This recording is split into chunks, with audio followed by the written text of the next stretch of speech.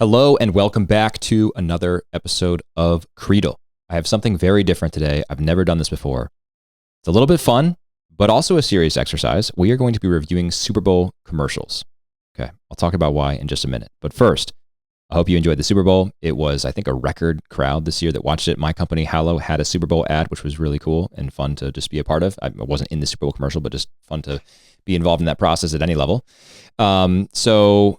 I was probably more involved in or more sort of attuned to Super Bowl commercials this year than I have been in years past. In general, I don't watch many commercials. In fact, in our family, we have this rule that whenever we're watching anything on live television, as soon as the program cuts to commercials, we literally turn the TV off. Why? Because we don't want to expose ourselves, mostly our kids, to just advertising messaging. I mean, all this stuff is almost definitionally designed to induce certain behavior, and I'm not interested in having corporations induce behavior in my family. So we shut off the television for ads. The Super Bowl, not even an exception to that. So we're watching the Super Bowl, we watch the football, cuts to commercials, we cut off the TV. We power down the TV. I figure if there are really good commercials, I can watch them later on YouTube or nowadays, even before the fact, and we can always show the kids later when we find a good one. So, I have not watched all the commercials for the Super Bowl this year. I've watched probably a dozen, and I've selected 5 for today. So we'll review 5 commercials. Now, why are we doing this? I mean, this is a little bit fun for sure. I'll enjoy this episode, but also this is a serious exercise because I think advertisements are kind of a cultural barometer, or we might say a cultural thermometer.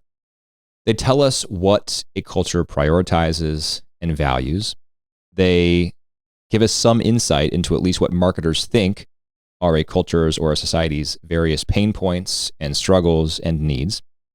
So you might see, if you were to look, for example, at, a decade of Super Bowl commercials and compare it to this decade, you would see some pretty significant differences in how they market, in what they're marketing. Now, for example, a lot of commercials are for digital products and services. 15 years ago, that would never be the case, except for hardware things like the iPhone. So you can see how society has changed over time when you compare Super Bowl commercials over time. And when you look at any snapshot at any point in time, like this year, you'll see some of the things that we're talking about and we're thinking about, and some of the things that the marketing firms, the madmen of Madison Avenue, at least think will move the needle in a certain way on a certain topic. So we're going to look at a few of these. The first one is a commercial for a car. Speaking of cars, my favorite Super Bowl commercial of all time, well, there's the 1984 Macintosh commercial that I was not alive for, but that one, as far as Super Bowl lore goes, is absolutely incredible. If you haven't seen it, I definitely recommend you watch it. The idea was, from the Apple side, how do we get people to watch this and think that something is coming, some new piece of hardware, some new technology is coming that will change the game forever? And so they staged this as if it was a bunch of people watching a TV screen like they are in 1984, the George Orwell novel. And then this person comes along and uses this big, has a big hammer and twirls it around almost like a track star and lets the hammer go, and it shatters the screen. And the commercial is called 1984. And then I think it has the date for the launch and basically says like nothing will be the same, or everything will be different, something like that. Really cool. And it's basically like filmed in black and white. So that's pretty iconic. But my second favorite commercial after that, far more simple, also involves a very well-known pop culture reference, and that is a Star Wars reference contained in a Volkswagen commercial. So several years ago, I don't remember the year. You can look this up. Look up Volkswagen Star Wars commercial, Super Bowl. There's a little kid who's dressed up as Darth Vader, and he's walking around his house trying to make things move. He's trying to employ the Force. So he's walking around to things and putting his hands up, and he gets really discouraged because the Force is not working. So he's trying to move his dog, he's trying to open doors, move the laundry, whatever. And then his dad comes home from work, driving in his new Volkswagen car. His dad comes in, the kid runs out. The dad thinks, oh, he's running to see me. And so the dad, holds out his arms to give his son a hug. But instead, the son goes to the car and just tries to start moving the car. So he's holding his hands up there, and he's trying to activate the Force, use the Force on the car. So the dad goes in, talks to the mom, but the car has a remote start. And so the kid's out there and he's trying. And then all of a sudden the car starts and the kid is shocked. And he looks at his parents, and he looks back at the car and looks back at his parents. And he's absolutely shocked that the Force finally worked. And is very endearing, very heartwarming. So that's my favorite Super Bowl commercial of all time.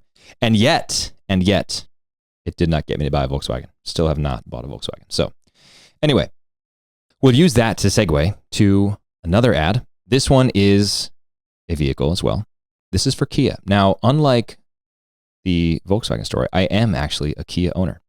And I have, it's a mixed bag. Kia are budget vehicles, but they are reliable. So, it's, not the most feature-packed vehicle, at least our minivan, but it has been very reliable for us. So without further ado, here's a Kia ad. If you're listening to this, I will kind of narrate it as we go, and then we'll talk about it. Here we go. So we have an ice skater, a young girl, maybe, 13, 14. She was performing in a big show. There's a packed ice arena. So she and her dad get back in the Kia. They're driving somewhere. She looks kind of sad. They're going up into the mountains, twisting mountain roads. They turn off. They've been driving for a while because it's getting darker. Now it's nighttime.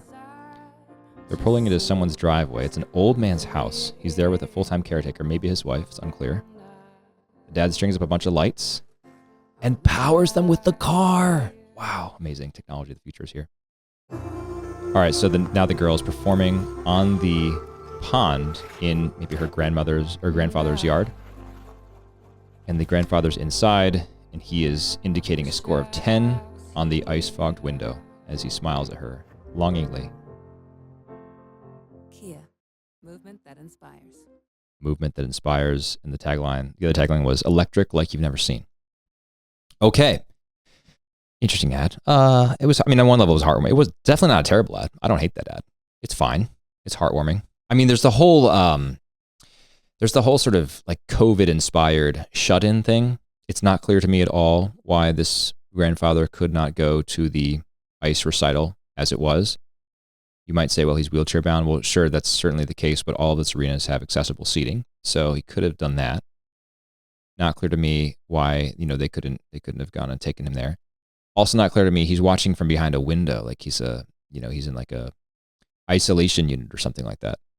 It struck me as a very post-COVID commercial. I think that's my biggest problem with it. It's post-COVID because we have this idea that the sick cannot be among us. We must cordon off the sick.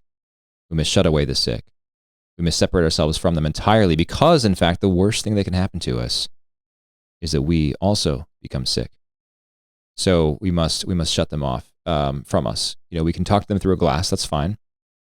They can draw messages to us on the ice-fogged window panes of their homes. That's fine. But we can't touch them. We can't have them out and among us, right? Now, you might say I'm being harsh. That's probably true. Probably true. You could imagine any number of scenarios. Maybe this person has an active respiratory infection and, it's not good for him to be out in the cold. Maybe because he has an active infection, he is actively contagious and shedding virus and, shouldn't be out among people. And that's very possible, all that. So I'm probably being too harsh. But it still struck me as a post-COVID commercial. That said, it was heartwarming to see the young girl show up for the grandfather and perform.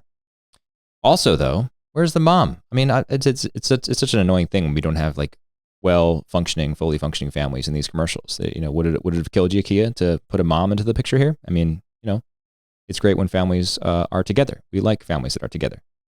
So anyway, the other thing, the Kia powering the lights.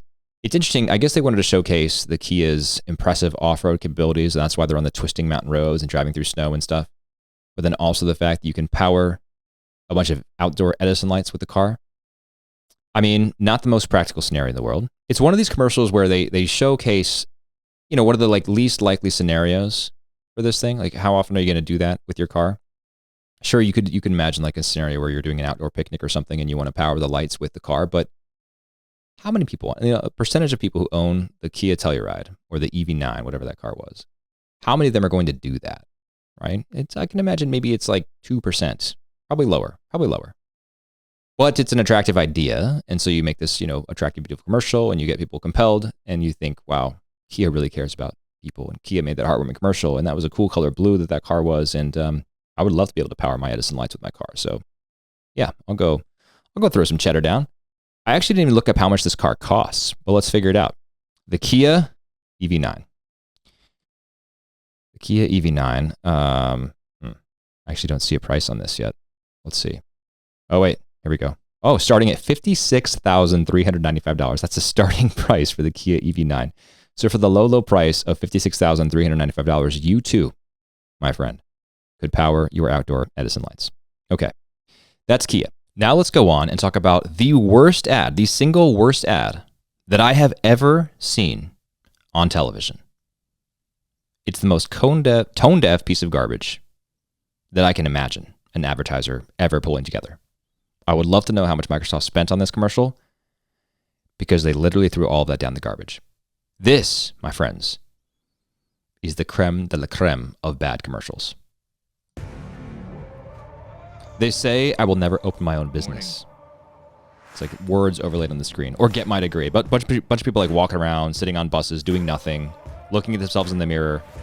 They say, I will never make my movie, as you sit in your pajamas on your bed. Or build something as you have your like hoodie strung around you.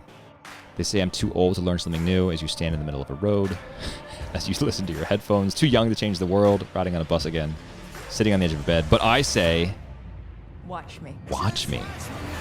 And literally, we are now watching these people pull up CoPilot, which is powered by Microsoft ChatGPT,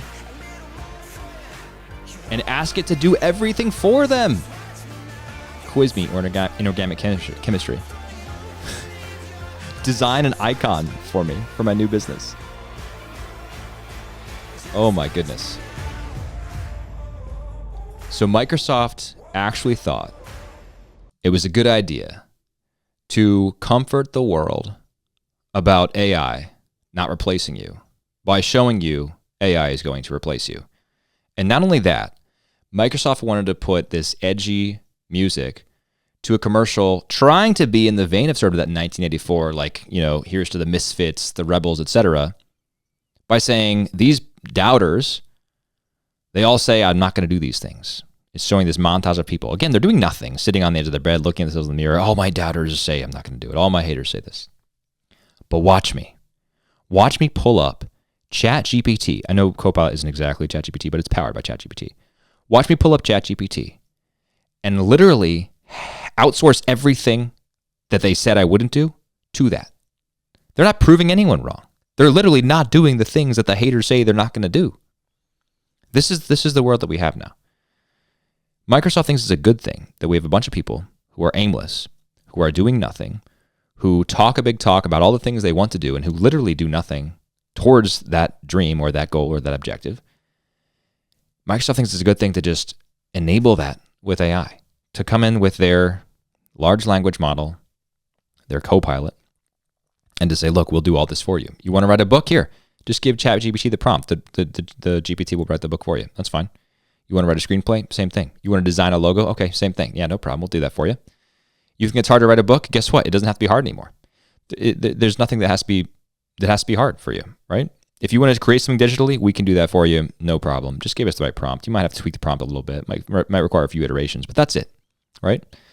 So basically, there's no glory in the struggle anymore, right? The struggle is just a struggle, right? Why would we struggle? Why would we want to do that? Now, from a Christian perspective, we know exactly why we'd want to struggle. I mean, you don't even have to be a Christian to recognize the value of struggle, to see that it's better to live in a world that has struggle, that is conquered, than to live in a world that has no struggle or adversity or hardship whatsoever.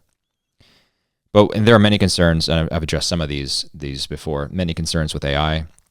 There are the sort of existential risks. I think most of those are overblown. Some of them are probably ignored, especially the ones that pertain to narrow AI and not artificial general intelligence. But that's not what any of this is about, right? This is just about the sort of the banal threat that AI poses. I've written about this at length as well.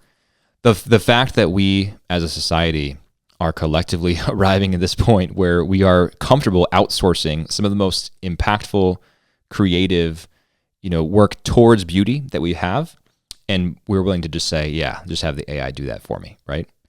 We're reducing all of life to mere entertainment and hedonism, that is pleasure, rather than saying, life is about the journey, right?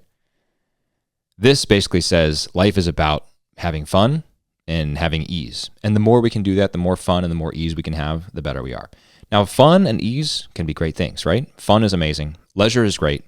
But it has to, it only is good as a relative thing that appears alongside the struggle, the hard work, the difficulty.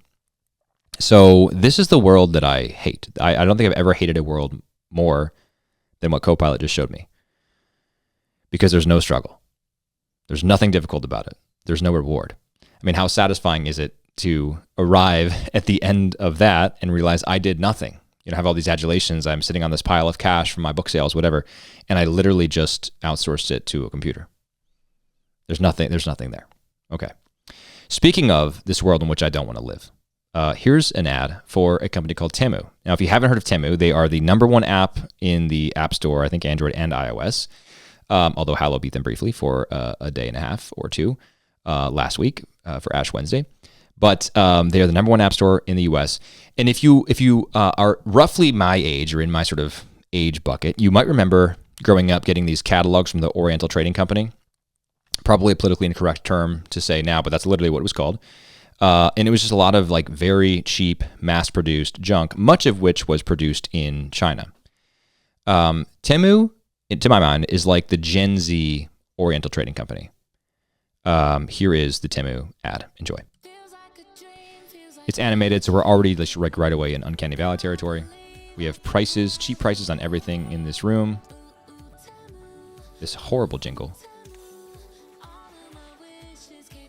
All of my wishes came true. Shop like a billionaire. Do billionaires even shop? This is the worst jingle I've ever heard, possibly. Download the Temu app and shop like a billionaire. Download the Temu app and shop like a billionaire. First, yeah, I mean, I said this already. Do billionaires shop? I don't think so.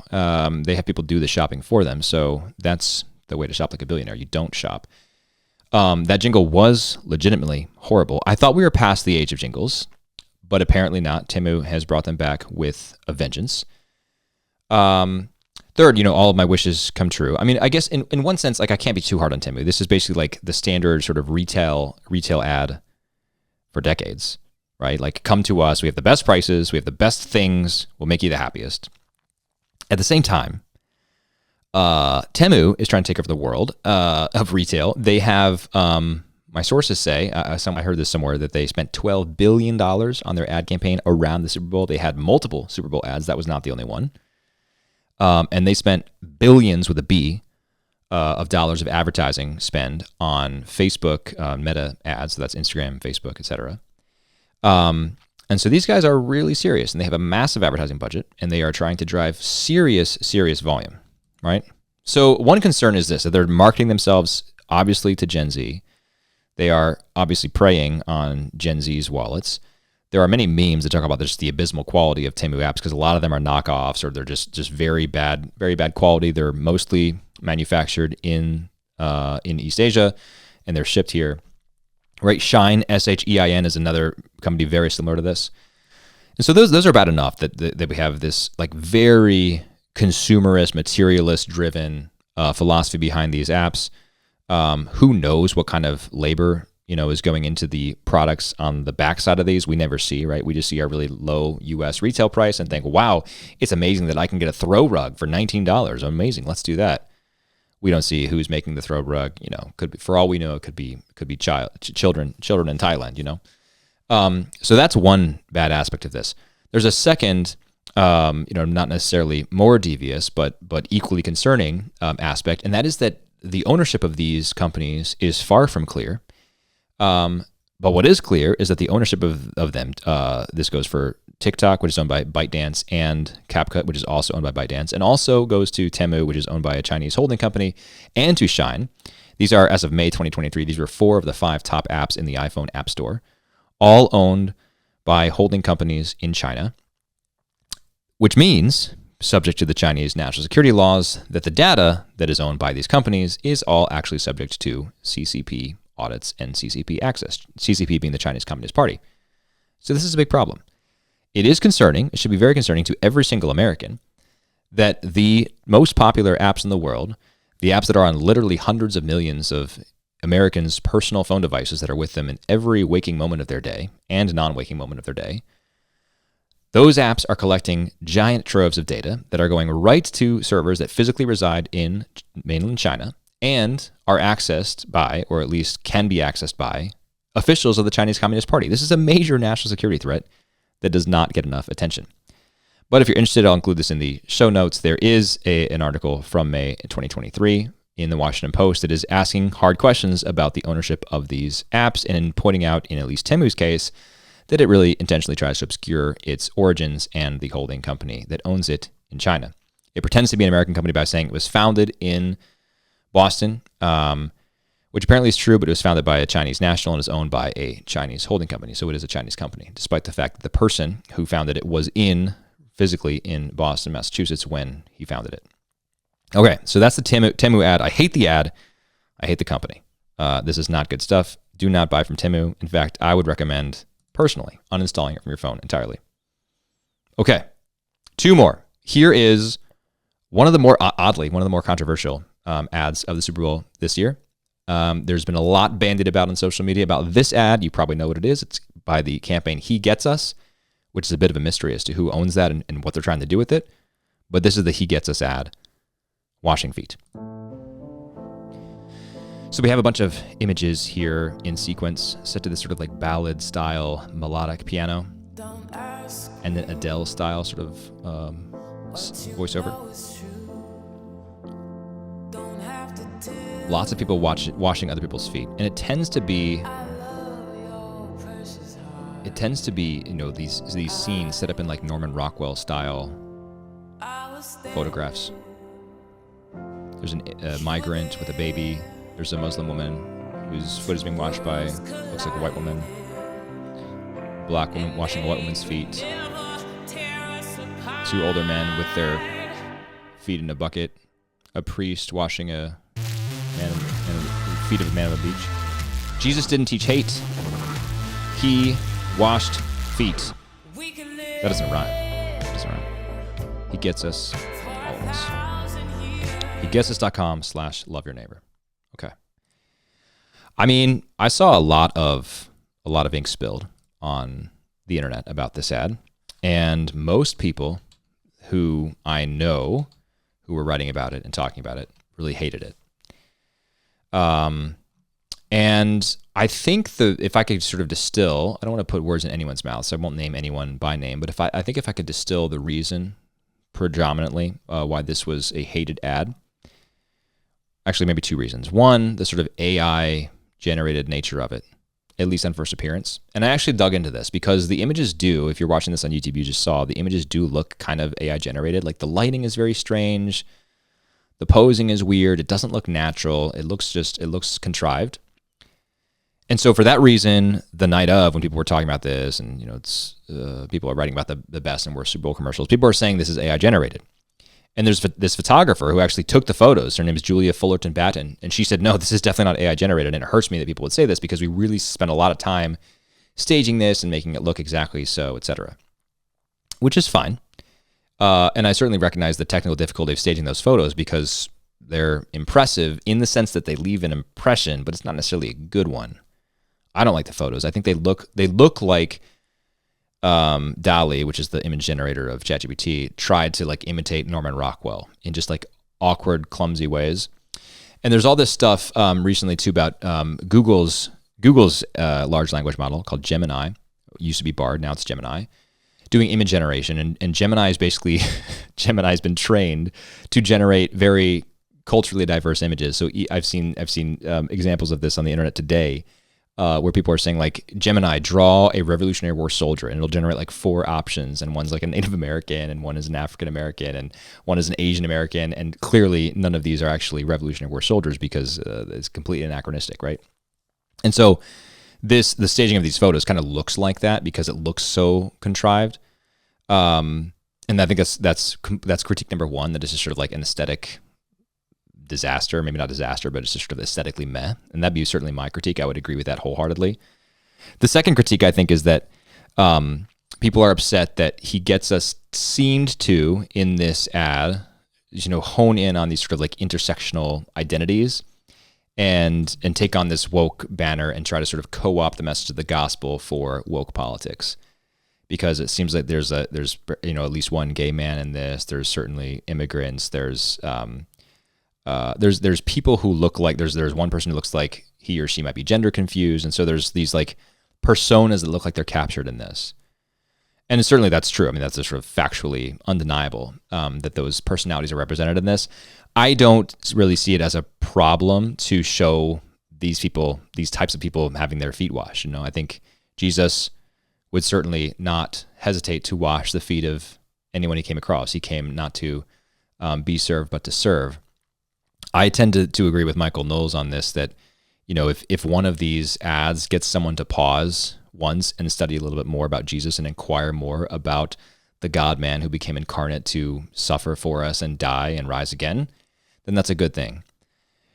Is there a risk that people will see this and just sort of, deconstruct their entire faith because they saw an ad called He Gets Us that showed people washing other people's feet? I doubt it. I don't really think that risk is there. I think the opportunity is greater that people will see this and think like, oh, let me read about Jesus and the gospel. Let me read about this foot washing narrative. And the word of God is living and powerful. And if people are engaging with the word of God, that's great.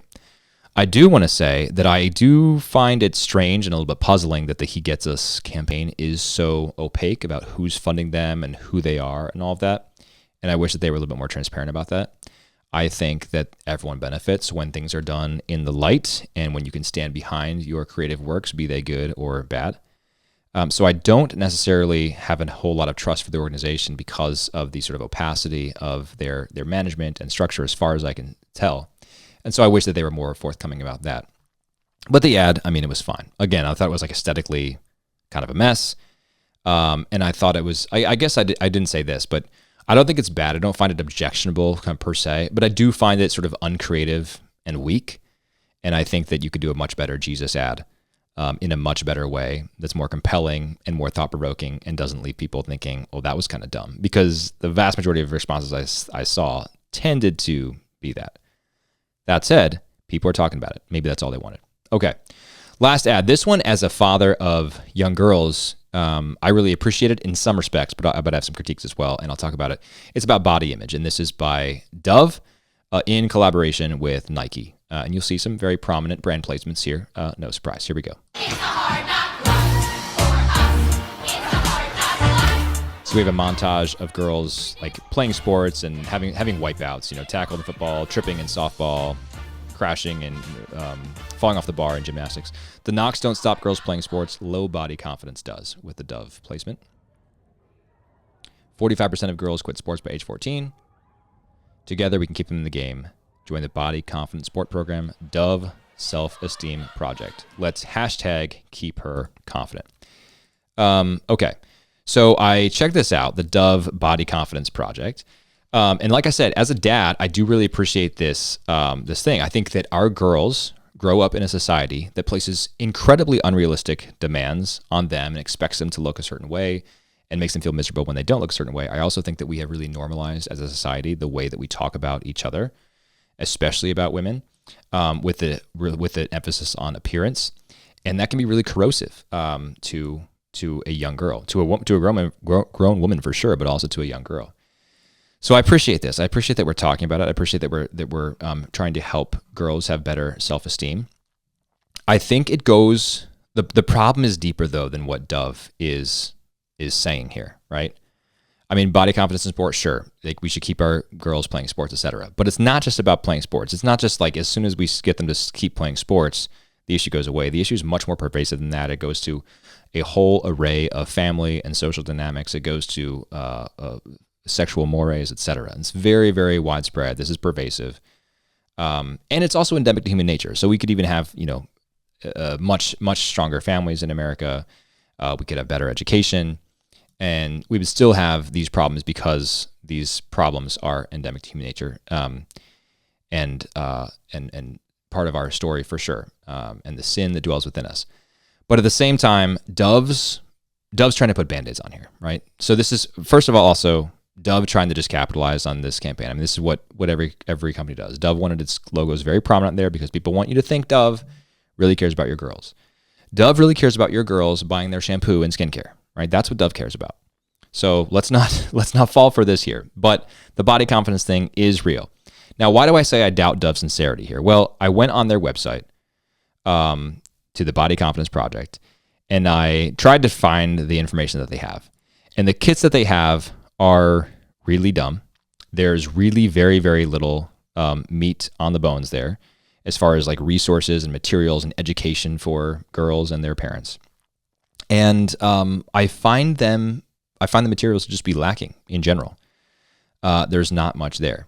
I downloaded one of the workbooks for the project so that you could go through it. You go to these seminars and you have a workbook that you can work through as one of the attendees of these seminars. And it's just pretty lame. It's just really about kind of policing your vocabulary and how you shouldn't talk about bodies. And if you don't talk about bodies, then that'll be better because you won't normalize body talk, and body talk gets discouraging, etc. And it just felt so. The approach felt so much like a bandit approach. Like, let's just sort of tweak this and tweak that and tweak this, and then we'll be great and we'll be confident in our bodies. And then you get to the end of the workbook, and again, it's very light on content, the actual workbook, but there's a whole section called "Listening to Our Bodies in Sport," which is a sort of strange turn of phrase. But at the very end, you have resources, and there are resources on body image and eating disorders, both of which are very are not talked about enough, and I'm glad that they have these disorders. Those links, by the way, are to the nationaleatingdisorders.org website. And then you have other links to kidshealth.org. And then you have body image books for young people, and there are 3 of them listed here.